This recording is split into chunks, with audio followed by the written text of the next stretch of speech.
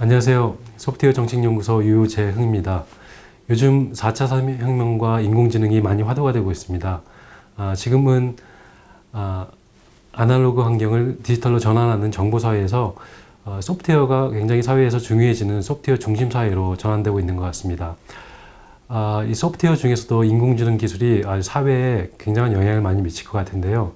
이렇게 인공지능 기술 같은 지능형 소프트웨어가 전 산업에서 새로운 어떤 가치를 만들고 지식 서비스를 만들어서 그런 서비스들이 새로운 경제에서 핵심이 되는 그런 우리가 경제를 지능 경제라고 할 수 있습니다. 실제로 인공지능 같은 기술은 많이 보편화되어 있습니다. IBM 왓슨 같은 경우는 의료 분야에서 90% 이상의 암 진단 성능을 보이기도 하고요. 자율주행차는 이미 상용화가 진행 중이며 앞으로 2035년에는 한 자동차 한 75% 정도가 자율주행차가 도로에 다닐 거라고 예상하고 있습니다. 뿐만 아니라 미디어 분야에서는 로봇 저널리즘이 발달해서 인터넷 뉴스의 약 90% 이상이 앞으로 15년 후에는 로봇가 만들어내는 기사로 채워질 것이라는 예상도 있습니다. 또 금융 분야에서는 로보 어드바이저의 활용이 더 많아질 것 같습니다. 이미 2020년에는 약 300조 정도의 규모가 로봇 트레이더가 거래하는 투자액이 될 거라고 예상을 하고 있고요.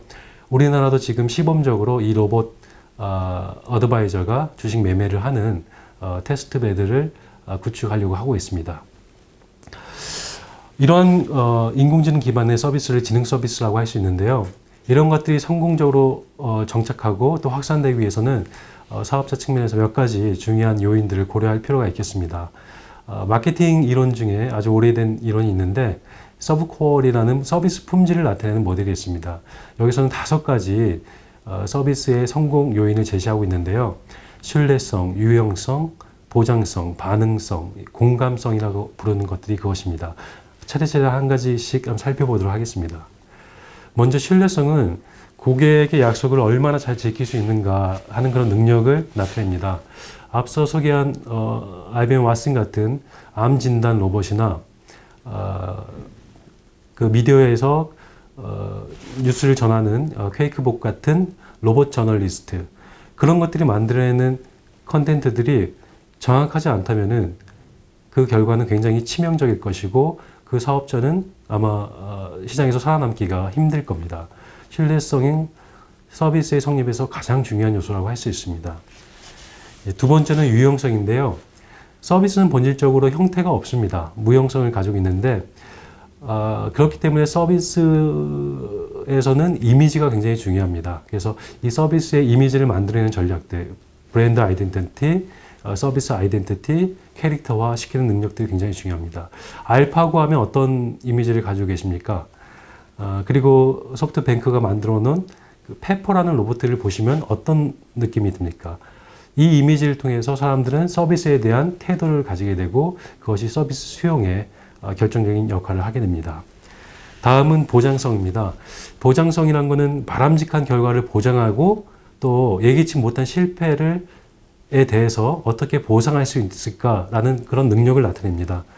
그림에서 보시는 것은 구글의 자율주행차고 얼마 전에 이게 버스와 충돌하는 사고를 냈습니다. 물론 사람이 운전하는 것이 아니라 자율주행 컨트롤 모드에 따라서 운행을 하다가 실수를 냈습니다. 이런 문제에서 책임은 어떻게 지어져야 될까요? 지금은 자동차 제조사, 그리고 자동차 안에 들어가는 소프트웨어 제조사, 그리고 이용자, 각각의 어떤 분명한 책임 소재가 가려지지 않고 있고 논란이 되고 있습니다. 이 책임 소재가 뚜렷하지 않으면은 사용자는 이 서비스를 수용하기가 굉장히 꺼려질 것입니다. 다음으로는 반응성입니다. 반응성이라는 것은 전통적인 서비스에서 굉장히 중요한 요인입니다. 고객의 응대에 대해서 얼마나 친절하게 빠르게 반응하는가가 반응성인데요. 소프트웨어도 마찬가지입니다. 고객이 어떤 리퀘스트 요청을 줬을 때 거기에 대해서 얼마나 정확하고 얼마나 빠르게 솔루션을 제공하는가가 이 서비스의 품질에 굉장히 큰 영향을 줍니다. 특히 인공지능 같은 지능 서비스 같은 경우에는 이 솔루션을 찾는데 시간과의 트레이드오프가 존재합니다. 베스트 솔루션을 찾는 데는 많은 시간이 필요할 수 있습니다. 예를 들어 알파고 같은 인공지능 프로그램은 한 수 한 수를 찾기 위해서 굉장한 연산을 해야 됩니다. 하지만은 바둑의 그 정해진 룰에 시간이 있고 그 시간 안에서 차선책을 찾아 나가야 됩니다. 마찬가지 인공지능의 다양한 서비스들이 이런 식으로 시간과 제시하는 해결책 간의 트레이드 오프에서 최적점을 찾아가는 방향으로 아마 서비스가 진행될 걸로 예상이 됩니다. 마지막으로 공감성입니다. 공감성은 이 사용자의 문제를 정확하게 이해하고 거기에 대한 적절한 대답을 제공하는 능력을 공감성이라고 할 수 있습니다. 넷플릭스가 대표적인 예인데요. 넷플릭스는 인터넷 영상 서비스 제공업체입니다. 이용자들의 다양한 이용 형태를 데이터로 구축하고 그거를 분석해서 이용자가 보고 싶어 할 만한 컨텐츠를 추천 리스트로 제공합니다. 실제 이용되는 컨텐츠 70% 이상이 이런 추천을 통해서 선택받은 컨텐츠라고 합니다. 지금 연구되는 핫한 기술 중에 Quantified Self, 정량적 자아라는 연구도 진행 중인데요. 이것은 한 사람을 나타낼 수 있는 모든 것들에 대해서를 한번 수집해 보자. 그리고 그걸 분석해서 이 사람을 전인적으로 한번 파악해 보자라는 연구입니다. 그래서 의료 데이터, 생리 데이터, 소셜 데이터, 다양한 개인정보 데이터를 통합해서 개인을 정확하게 파악하고 그 문제를 적시하고 거기에 대한 솔루션을 제공하기 위한 연구가 진행 중입니다. 이상으로 지능 서비스의 성공적인 5가지 요소에 대해서 살펴봤는데요. 이 중에서 가장 중요한 요소를 하나 꼽으라고 한다면 개인적으로는 신뢰성을 꼽고 싶습니다. 지능 경제에서 이 지능 서비스가 경제의 중축이 되기 위해서는 이 신뢰성을 검증하는 단계는 반드시 거쳐야 될 겁니다. 만약에 사업자가 이 서비스 신뢰성에 자신감이 없으면은 수용자도 역시 그것들을 받아들이기 어려워질 겁니다. 그래서 서비스 제공자는 자기가 가진 서비스에 대해서 적극적으로 책임을 지려는 자세를 보여야 될 것이고 그것이 역시 수용자에게 긍정적인 태도를 갖게 만들 것입니다.